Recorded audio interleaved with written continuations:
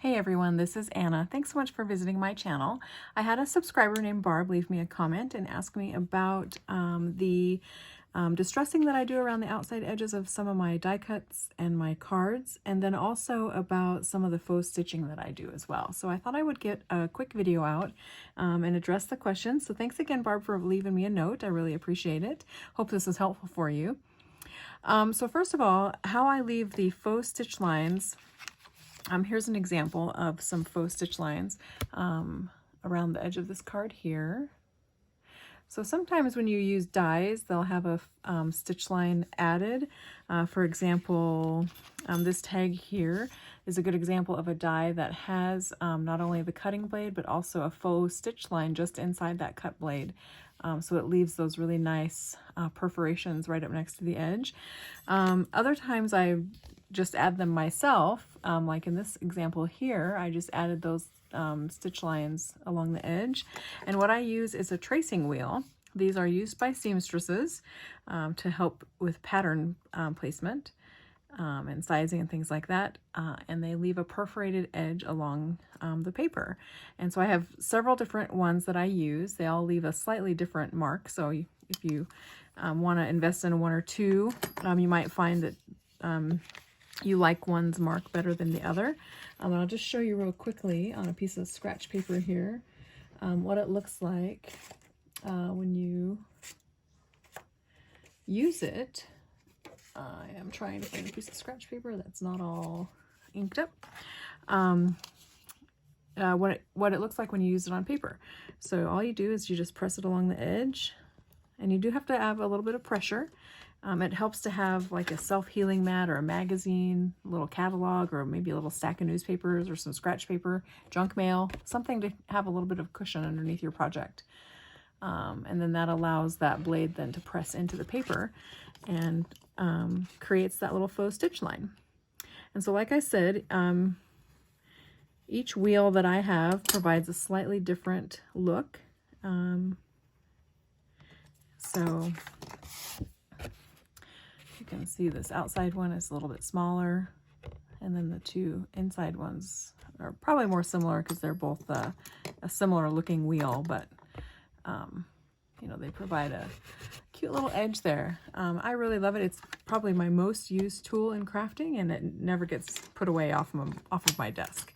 So pick yourself up one or two of these. They're very inexpensive. This little blue handled one is a couple of dollars maybe at fabric stores. The more ergonomic one was probably $4 at a fabric store.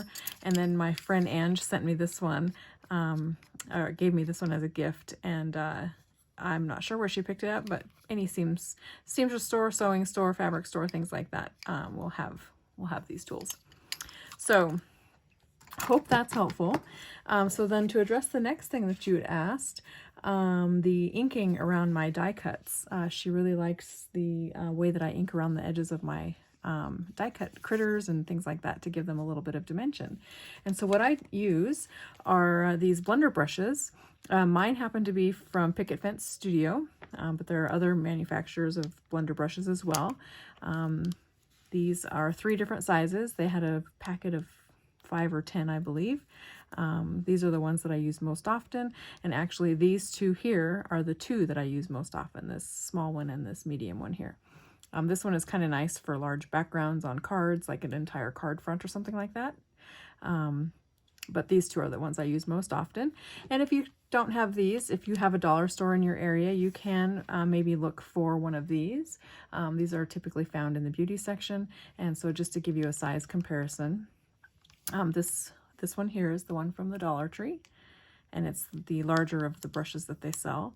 So you can kind of see how it compares in size, to some of my most used ones. So it has similar bristles. They're not exactly the same, but they're similar. They're not as densely packed, and they're not quite as soft. And they have a kind of a different sound when you rub your finger against them. So I'm sure they're not exactly the same, but it works just fine. In fact, I'll give you an example of it. The other thing that I use to ink the edges is brown inks. They're my favorite. I like to use either the tea dye or the Vintage Photo Distress inks. These two I reach for quite frequently, but I also really like, depending on the color brown I want, I use a series from Impression Obsession, and it's just a brown series, and I just reach for, if I want a little bit more of a cocoa look, I grab for this one here, which is called Sienna. This one here, it's got a little bit of a redder tone. If I want a earthier tone, I grab this one here, which is chocolate. And then these other two here are caramel and cocoa. So, and again, these are inks from Impression Obsession, and they work really nicely. So I'll just go ahead and show you an example of what it is like to ink an edge of a piece of paper. Sometimes I put a piece of scrap paper down. Sometimes I just ink right here on my pad, my self-healing mat. I'll go ahead and use a scratch piece of paper. So this is the brush from the Dollar Tree, and I just pick up a little bit of brown ink. You can dab off so that you don't get too heavy of an ink if you don't want that, and then you just brush it onto the paper that you wanted to add the inking to. And it's as simple as that. So if you hold it in your hand, you can kind of get a little bit of a darker edge like that. If you want to, you can just do little spots and areas. And if you lay it down on a surface like this, it tends to be a little bit softer of a blend. So, like that. Really easy to do. So let me just go ahead and show you a couple samples here. Here you can see where I inked his beard a little bit heavier on this side than I did on this side, and that just gives it a little bit more dimension. I also inked the peak of his hat right here just a little bit more than I did, say, down here on this edge here. I also inked the tag and the little sentiment banner as well.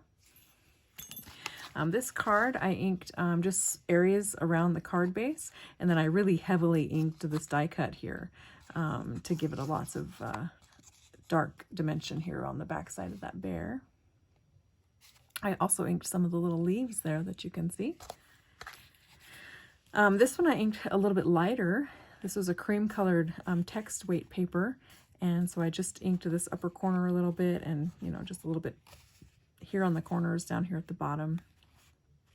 You can also add distress inks to ribbons as well. So here's another one where I inked up this top corner here of the coffee canister. And then I inked the corners of the card as well. Here's one where I inked the top of the frog die cut. I also inked the bottom, and I inked a little bit on the sentiment banner, and I inked a little bit around the edges of the balloons too. So, and then you can also use colored inks as well instead of just browns. So here's an example of the frog where I inked it with green ink. So you can see the difference there. A little bit of brown ink here as well. But there was the difference there between using a green ink to match the paperwork, so it's kind of a tone on tone, versus having brown on the green paper. So super cute. And then here's another example where I edged the outside edges of a snowman tag. So really cute. Here you can see I actually embossed. This is done using one of my dies from Impression Obsession, and it looks like this. And this actually just impresses these different stitch patterns into your paper when you die cut it. So it doesn't actually cut a frame or anything like that. It just impresses these stitching lines into the paper. So that's kind of a fun die to use. Again, that one's from Impression Obsession. So are all the die cuts here with the critters and the snowmen. And then here's another example of where I just inked the side of the corn and just a little bit of the bottom of the husks here. And that just kind of gives the die cut a little bit more dimension than a flat cut without any inking. So anyway, I hope that's really helpful. Thank you so much again for asking so I can answer your question and share some of these little details with you. I really appreciate it and hope it was helpful. Talk to you again soon. Bye.